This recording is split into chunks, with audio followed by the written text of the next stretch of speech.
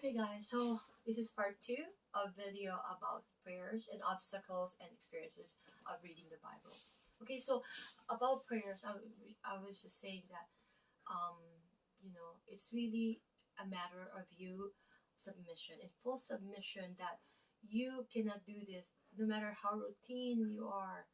I've been like, it's hard. Like I need to change routine because, keep in mind, this routine is different from discipline, okay? Discipline is this, we're talking about your discipline in trying to develop that connection and relationship with God. Okay, so this routine of mine is internal. I'll wake up all the same time, even if it's, come on, I want to sleep some more, right? But I need to be wake up because my internal is I'm so routine, and sometimes we need to change that, especially if we're aging, right? So I need to change that. From time to time, right? And I do break it from time to time. Sometimes I'll binge on like Filipino movies. I live in Toronto, Canada, but I love watching Filipino movies.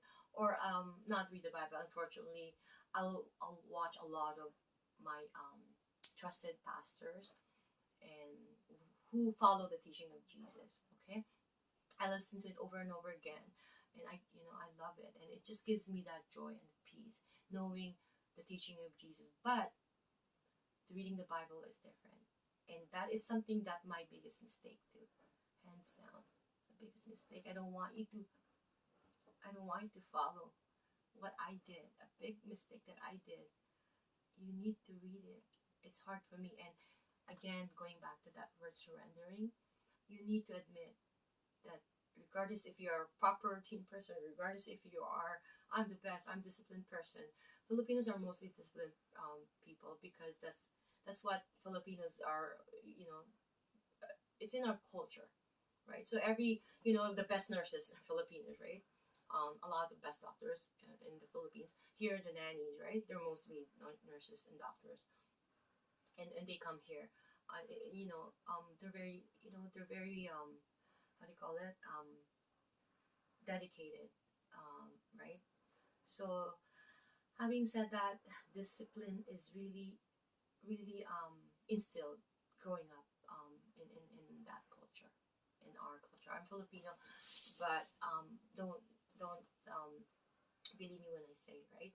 It's just that they have that discipline, right, in them, or I won't include myself because I don't want to brag and people might say, okay, but to be honest, people, you know, every in human resources, every interviewer, they're gonna, if as soon as they see Filipino, right, they're gonna hire that because why? They're hardworking, they're disciplined. Okay, going back, so discipline is the ability to have that discipline to pray, to have that routine of prayer. So you need to submit to God. Ask Jesus for help because you cannot. It's hard. Don't get me wrong. I know a lot of. I'm a Roman Catholic, and this is the heart that reflects that.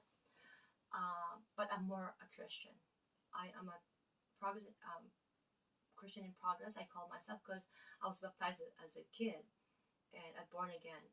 I believe, right? But I have a foundation of Baptist denomination, and a little Presbyterian. I was gonna have that for Roman Catholic, right? They have these ability to have how do you call it when you have to wake up at 3 o'clock and you do a pilgrimage and you walk all over the town. I did that as a kid.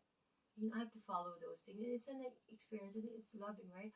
I Punyeta. I can't even remember. But anyways, it'll get back to me. And then they have this certain, okay, this is how, this is a prayer. It's like basic.